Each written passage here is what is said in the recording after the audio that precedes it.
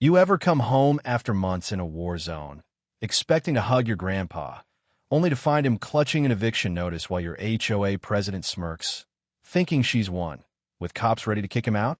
That's the gut punch I walked into last spring. But let me tell you, the moment those officers saluted me and her smug grin vanished was the start of her downfall, and I made sure she paid for every dirty trick she pulled. Drop a comment below. Where you watching from? Because this story of a soldier, a family home, and a tyrant's crash is one you won't forget. I'm Ethan Hayes, 32, an Army medic who spent the last year patching up soldiers in a dusty corner of the world. My home's a cozy lakeside cabin in Willow Pines, Montana, a quiet spot I bought with my grandpa, Jack, 76-year-old Navy vet who's tougher than the oak trees on our lot. We're co-owners on the deed, set up years ago to keep things secure when I'm deployed.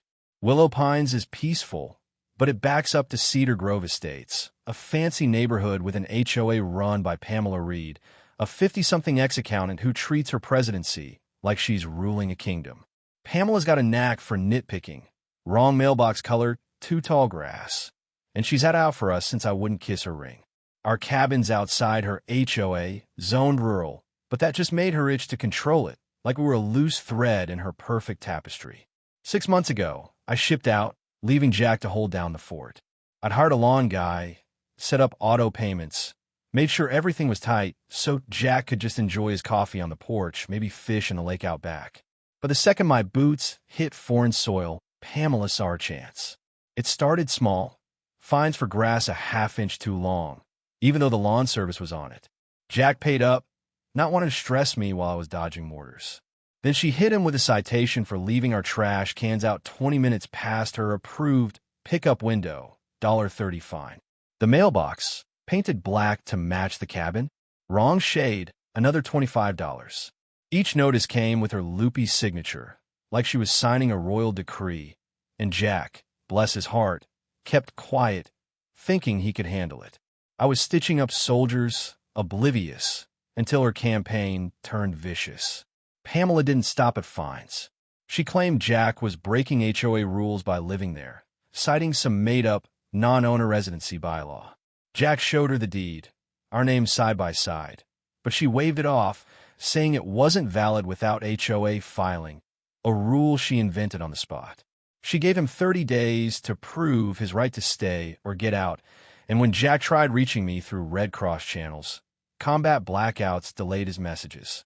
Pamela ramped up, sending daily violation notices, cruising by in her golf cart, snapping photos of our cabin like a private eye, spreading rumors the house would soon be available. Neighbors stayed quiet, too scared of her wrath to speak up, and I was half a world away, none the wiser. Then she went for the kill. Without notifying me, the co-owner, Pamela, scheduled an HOA hearing, stacking the board with her cronies. Jack showed up, deed in hand, but she ran it like a kangaroo court, interrupting him, dismissing his proof, and railroading a vote for eviction. 2 board members who might have backed Jack were absent, later saying they never got notice. Pamela, with her brother-in-law lawyer, filed for a court-ordered removal, claiming the cabin was abandoned and Jack a squatter. She set the court date for when I'd still be deployed, betting I couldn't fight back. Jack's emails finally reached me during a rare Wi-Fi window at base. Legal papers, court dates already passed, and eviction set for a week away. My blood ran cold. I stormed to my CEO, who fast-tracked my emergency leave, and 24 hours of flights, layovers, and pure rage later, I was speeding toward Willow Pines, a folder of deeds and military law tucked under my arm. I pull up at dawn, heart hammering, to a scene straight out of a bad movie. 2 cop cars sit in my drive, lights off, officers on the lawn looking like they'd rather be anywhere else.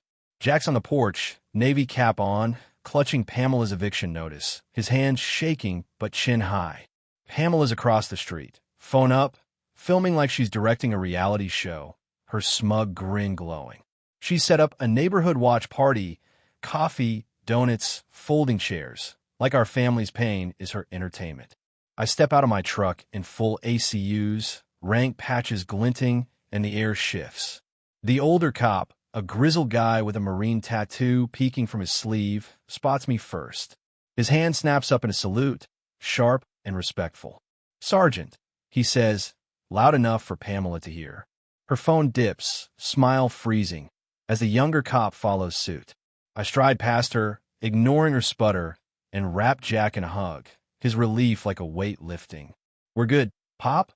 I whisper, then turn to the officers, voice steady.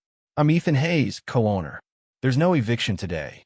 Pamela recovers, waving her papers like a battle flag.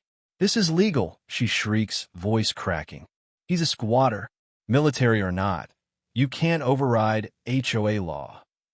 I hand the senior cop, Officer Daniels, my folder, deed, power of attorney, Service Members Civil Relief Act provisions protecting soldiers' families from eviction.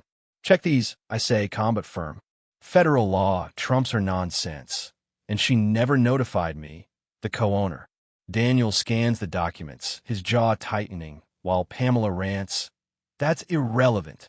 I'm protecting property values." Daniels cuts her off, voice like gravel.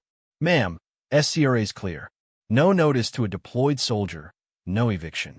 This order's void, and pushing this on a vet while his grandson's serving, that's a federal violation." The crowd murmurs, phones now recording Pamela, not us. Her face goes from red to purple, and I feel a spark of victory, but I'm not done. The neighbors, her audience, start cracking. Mrs. Liu, 2 houses down, pipes up, "She fined me for my kids' chalk drawings on our own driveway." Mr. Callahan chimes in, "Got hit for wrong mulch, $1.50. One by one, folks spill their gripes. Fake fines, secret meetings, her bullying. Pamela tries rallying them, voice shrill.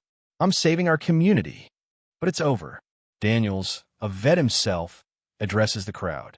"No evictions happening. Any more harassment. We're investigating criminally." He shakes my hand, loud and clear. "Welcome home, Sergeant. Thank you for serving." The younger cop nods, and neighbors clap, some teary-eyed. Pamela's last gasp, "I'll sue you all," falls flat as she flees in her golf cart, donuts abandoned, her triumph a public flop. I could have stopped there, but Pamela's reign needed ending. Jack and I dig into her trail of fines, finding neighbors with stacks of violation notices. Some paid thousands to avoid her wrath. We file a complaint with the state HOA board, and the investigation's a goldmine. Pamela's been skimming HOA funds, funneling them to a personal account, inventing fines to pad it. She held illegal meetings, faked minutes, and used her brother-in-law to push shady legal moves. The state slaps her with $60,000 in fines and restitution, plus legal fees, and recommends fraud and elder abuse charges.